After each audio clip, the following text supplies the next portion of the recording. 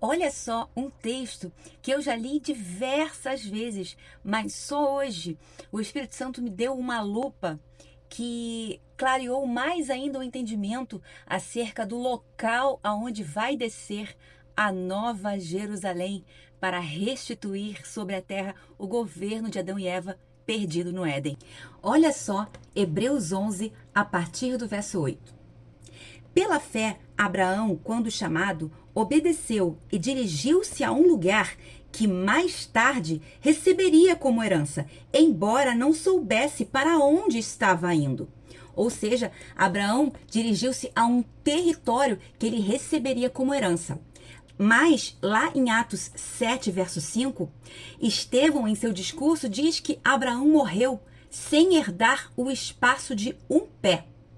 Mas isso precisa se cumprir, não é verdade? Porque se aqui está dizendo que ele receberia como herança, e nós vemos que lá em Gênesis 15, o Senhor jurou por si mesmo que lhe daria aquele território por propriedade perpétua, lá em Gênesis 17, 8. Então ele precisa herdar em algum momento, concorda? Vamos ler o que diz o restante do texto. Verso 9. Pela fé, peregrinou na terra prometida como se estivesse em terra estranha. Viveu em tendas, bem como Isaque e Jacó. Ou seja, Abraão peregrinou na terra prometida como se ele estivesse numa terra estranha. Por que será que ele andava dessa forma? O verso seguinte responde. Verso 10. Pois ele esperava a cidade que tem alicerces, cujo arquiteto e edificador é Deus. Ou seja, está falando que Abraão andava por aquele território que Deus prometeu a ele, andando como se estivesse em terra estranha, porque ele já imaginava ali essa cidade cujo arquiteto e edificador é Deus. Que cidade é essa? É a Nova Jerusalém. E o contexto abaixo vai dizer que é essa cidade. Eu vou ler no verso 13. Todos estes viveram pela fé e morreram sem receber o que tinha sido prometido. Ou seja, quando fala todos estes, está incluindo Abraão, porque antes mencionou Abraão, mencionou Enoque, Noé, ou seja, todos estes morreram sem receber o que tinha sido prometido. Ou seja, Abraão não recebeu nada, nenhuma herança aqui na terra, embora Deus tivesse prometido. E Deus não falha e tem que se cumprir. Continuando, viram-no de longe, e de longe o saudaram, reconhecendo que eram estrangeiros e peregrinos na terra. Esse na é melhor traduzido no grego, você pode ver lá no aplicativo ou no dicionário, por sobre a terra, ou seja, eram peregrinos sobre essa terra.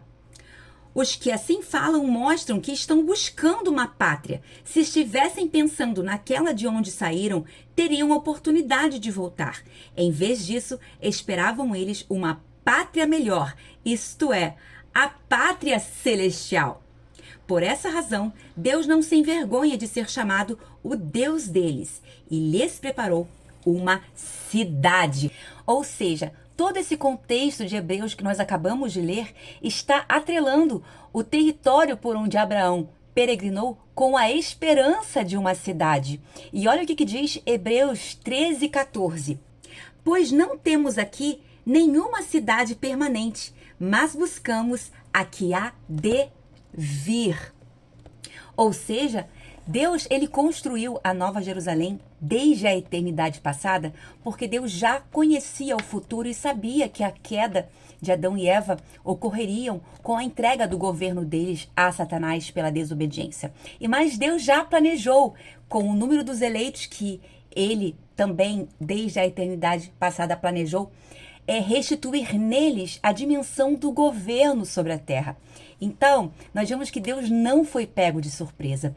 E é por isso que hoje os gentios, mediante a fé em Cristo, ou seja, todos os eleitos, serão levados à fé em Cristo, e ninguém pode arrebatar esses eleitos das mãos do Senhor, porque eles terão que ouvir o Evangelho para que eles sejam enxertados à descendência de Abraão, para que essa descendência, composta de judeus e gentios, façam parte do governo, da dimensão governamental sobre as nações da terra juntamente com Jesus. Nações estas que vão viver ao derredor da Nova Jerusalém, ou seja, sobre a terra. E nesses dias é que vai se cumprir a promessa que Deus disse a Abraão, que a descendência dele abençoaria a todas as nações da terra, porque se cumprirá nos dias do reino, quando a igreja estará abençoando, governando, sacerdotando com Jesus, como cordeira que ela é, as nações da terra. Então nós vemos que Deus é um Deus grandioso que tem um plano eterno planejado desde a eternidade passada, desde antes da fundação do mundo. E falar disso, falar da escatologia, falar do reino, mostra a glória de Deus, mostra o propósito da igreja, razão pela qual todo aquele que é levado à fé saiba que é um eleito.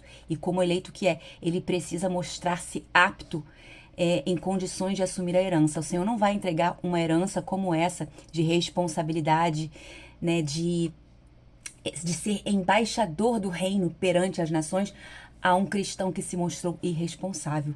Porque a quem mais é dado, mais será cobrado. O preço é alto.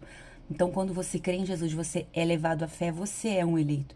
Então, o Senhor vai exigir muito mais daquele que recebeu a fé, vai exigir muito mais padrão de comportamento do que aquela pessoa que não foi alcançada pelo Evangelho. Então, faça valer o seu chamado para que o Senhor, quando contemplar as suas mãos e veja as suas obras, a forma que você conduziu a sua vida, para que você mostre-se digno de receber a herança e ser investido na qualidade de reis e sacerdotes, os futuros embaixadores do reino, junto com Jesus, diante das nações.